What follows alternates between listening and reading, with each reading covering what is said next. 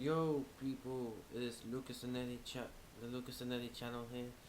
Welcome back to another Premier League prediction video. Now, before I get before I get into anything, if I do sound a little bit weird to you guys, then that means that I'm ill. Yes, I got ill on Sunday night, and for the for this for the entirety of this week I've been ill. I'm not gonna lie, I have been better today. I felt complete my. I feel better. I've been, you know, like I said, I've been under the weather, but today I woke up feeling better, so that's good.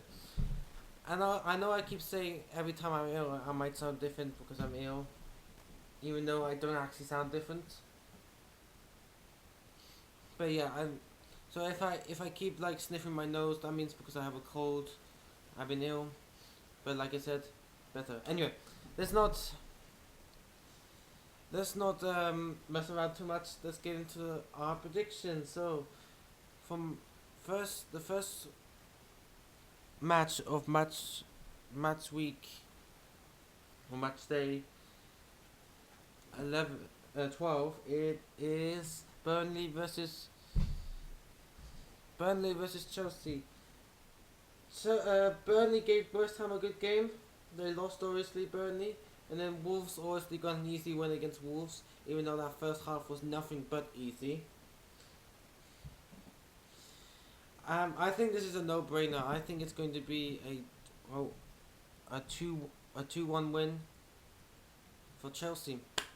Next up, we got Bournemouth versus West Ham. Now, West Ham have improved. They got 2 wins in a row. Their first time in a long time. If you look at the table here, now they're still in the relegation zone, but they have the same points as Burnley. It's just Burnley have a higher goal difference. Bournemouth though, I believe they lost 4-0 to Aston Villa over the weekend. Yeah, they lost 4-0. So that's a shocking result. Not so good. They lost 2 games in a row. Bournemouth. Is something happening to Bournemouth? That's my question. However, since this is at the Vitality Stadium, and I can't remember the last time Bournemouth lost at the Vitality Stadium, so it's gonna be close. I'm gonna say 1-0 Bournemouth. 1-0 Bournemouth. Next, Brighton and Hove Albion. Now, Brighton obviously played in their I was about to say local derby, but it's not so local. Sorry about them. They drew 0-0 at Crystal Palace, which honestly I think that's a good result for Brighton. I'll take that, a 0-0. Even though it was kind of boring, it was a very good game. Very good game. Very high intensity. And I think it was, like I said, I think it was a good game. So, not so good for Palace. So I think maybe they should have won that game. But Brighton held on for most of that match. So, and Brentford obviously got that 3-1 win against Newcastle. Newcastle also not looking in such good form. They lost 2 games in a row, with the same scoreline, I believe. They haven't won a Premier League match since Fulham at home, so that's interesting. Obviously, midweek they got a 2-0 win against Athletic Bilbao. They were down to 10 men. Newcastle, a late penalty, 2 late goals from Igor Thiago. It's going to be an interesting one because Brentford are an up and down team, but I'm going to say Brighton will win 2-1. I think that's a fair result. Now let's go to Fulham versus Sunderland at Craven Cottage. Now this is also a hard place to go to. If we have a look at the Premier League results, Fulham. Let's see where Fulham got a 2-0 defeat over at the Hill Dickinson Stadium to Everton, and Sunderland had a very impressive draw against Arsenal, stopping their winning streak. So that's something here. Now, do you think will Arsenal bottle this?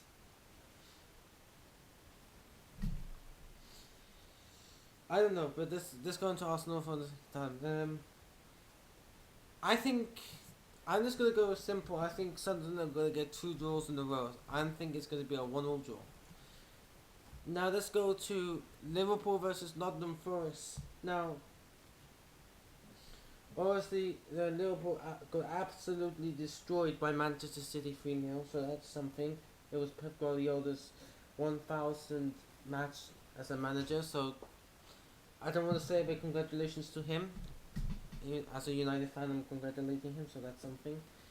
I kind of wanted Man City to win, but at the same time I didn't, because I don't want Liverpool to win the title. At the same time, I don't want Man City to win the title, so it was a really good game. Liverpool were down in 8th place, so that's not looking so good. It was looking to be alright, and then all of a sudden it started going downhill again. So that's something as well. Let's see, Northern Forest. Let's have a look at Forest. Forest got that 3-1 victory over Leeds at the City Ground, so another big win for Forest.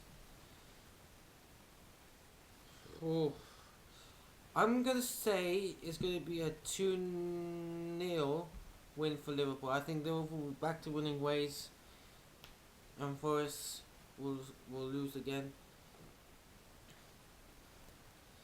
Oh, I just realised Sean Dyche is facing against his former rivals. Remember, he was the former Everton manager as well, so that's something. Next up, Wolverhampton Wanderers versus Crystal Palace. Obviously, we touched on these two teams. Wolves lost, Crystal Palace drew to Brighton. So, to be fair to Wolves, they were playing Chelsea at home, but Chelsea, I'm not gonna lie, they had some scary moments, Chelsea, against Sunderland as well, and against other teams, but they got that win against Spurs at the Tottenham Hotspur Stadium, so that's something.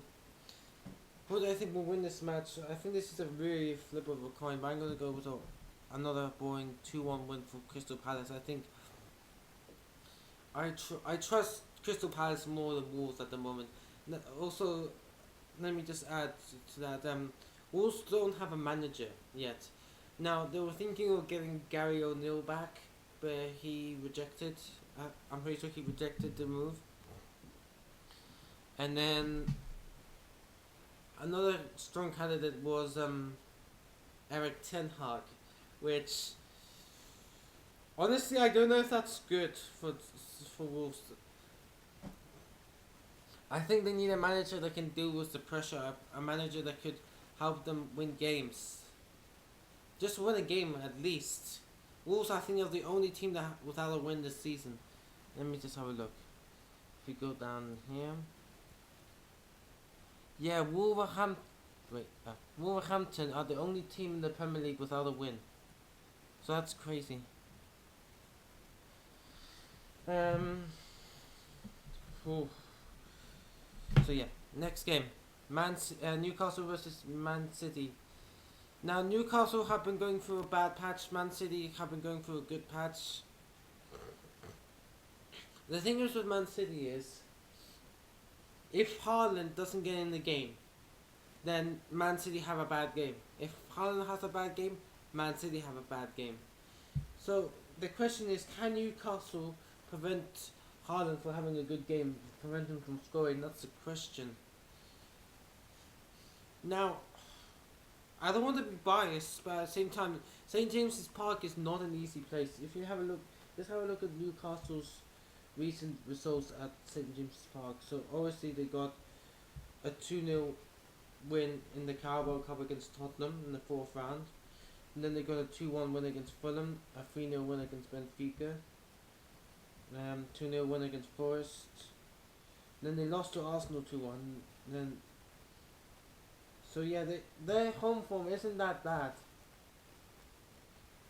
Even with Liverpool, they gave them a good game. So Newcastle at home is quite a difficult game. I'm gonna go with a bit of an opposite here. I'm gonna go with 1-1 because I'm just not sure what kind of Man City team we'll be seeing. That good dominant side that we've been seeing recently, or that side that went against, or that side that lost against Aston Villa. So it really depends what Manchester City team shows up. Really, Leeds versus Leeds versus um, Aston Villa. Aston Villa got a very impressive win against Bournemouth, so congratulations to Aston Villa. And then obviously Leeds lost 3-1 to Forest. So I'm not going 3-1 to Forest, so I'm not going to dive into that. The thing is with for Leeds at home is that they're different at home. No, they need to get if they can get their away record sorted or fixed. If they can fix their away record, then I think they can. Then I think they can stay up. I still think they can stay up, but they need to improve their away record. Their home records, I'm not too worried about their home record. So, yeah. Obviously, Aston. I'm gonna go. You know what? I think this is gonna be a quite boring game. The first 0-0 of the season, of the series. I meant of this Premier League prediction series. I don't think I predicted a 0-0 yet. It's just because I don't trust us. You see, I just don't. Leeds. It's really hard to predict this game because Leeds at home is different to towards Leeds away. Because when they're playing at home, it's like, uh, they play like a mid-table Premier League side, but when they're away, they play like a relegation side. So it just really depends what Leeds we see really. If it's that good Leeds at home or that bad Leeds away. So that's what. So I'm gonna go down the fence there with that one. Next is the North London Derby, the first of the season. Obviously, Arsenal got a very disappointing draw at the Stadium of Light. Should have won that game. But also, Tottenham drew 2-2. Got a disappointing draw at home to United, even though they were winning that game in like the last minute, and then De Ligt comes up with an absolutely clutch header. I'll touch on that more later when we predict the United game, which is so yeah. I'm don't know. I'm ill. Okay, I'm a bit. Who do you think is gonna win? Both teams got a disappointing draw last week, and they both got a draw later on. Obviously, Tottenham's one was later on in the game. Oh. The thing is, this is a different Tottenham side. They are very good, but they are playing at the Emirates. I really don't want to do this. I have a Tottenham fan. I'm so sorry, but I have to go with a 2-1 win for Arsenal. I just think Arsenal at home, very good side. I think they will score first, and I think Tottenham will score first, but then I think they're going to get back in the game in the second half, and I think they're going to score 2 corner goals again. So yeah. Anyway, guys, for the last match of match day or match week 12, it is Manchester United Everton. It's a Monday night football. Great, I'm still at uni at that time as well, I think. So I don't think I'll be able to watch this game, unfortunately.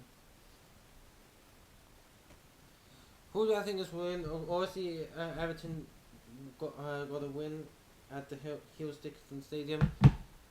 Manchester United, to be fair, it was a disappointing draw for them as well because they were winning that match. Listen, I want to believe in this team. This team, I can see a future where this team is in the top 4, top 5. I really do see it, and I think even though, like I said, we still have problems, but it's a very simple problem that can be fixed in the January transfer window.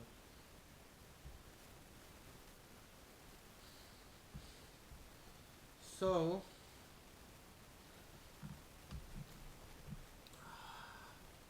I'm going to go with a 2-1 Jesus. A 2-1 win for Manchester United. I think we're getting there. We're getting better. There's still some problems. I think Everton are going to give us a tough game at home. But that the reason why I think we'll win it, it goes down to the fact that we're playing at Old Trafford. So we are playing at Old Trafford. The home crowd will be rocking. I think the Stretford end will be completely vibing. It'll be buzzing, and I think the atmosphere in that stadium on Monday night will be excellent. So let's calculate the points. So after match day 10, at 12, this is what it looks like. So we have Arsenal in first, Man City in second, Chelsea third, Liverpool fourth, Manchester United, Manchester United fifth, Bournemouth sixth, Crystal Palace seventh, Sunderland eighth, Brighton ninth, Aston Villa 10th, Tottenham 11th, Brentford 12th, Everton 13th, Newcastle 14th, Fulham 15th, Leeds 16th, Burnley 17th, West Ham 18th, Forest 19th, and Wolverhampton Wanderers or Wolves in 20th. So guys, thank you so much for watching.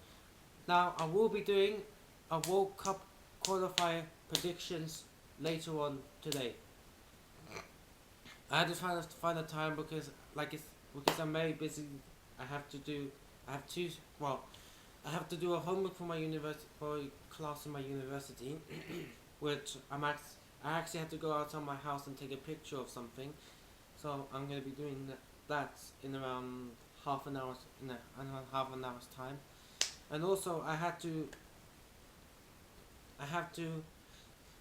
do an exam. I had to prepare an exam for my university, and that's going to be presented in the 20th something, maybe next Wednesday, or maybe not next Wednesday, the Wednesday before that. So yeah. But anyway guys, thank you so much for watching. I appreciate, like and subscribe. We're trying to get 100 subscribers by the end of the year. It's getting close. We're probably not going to hit my goal, but I'm going to be working as hard. No, not 100. No, let's not. Let's do 40 subscribers. 40 subscribers by the end of the year. Let's do it. Hit the like button. Just actually, no, don't hit it. Destroy the like button. Destroy it. Bam. Make it beg for mercy. And yeah. So guys, thank you so much for watching, and I'll see you in the next video.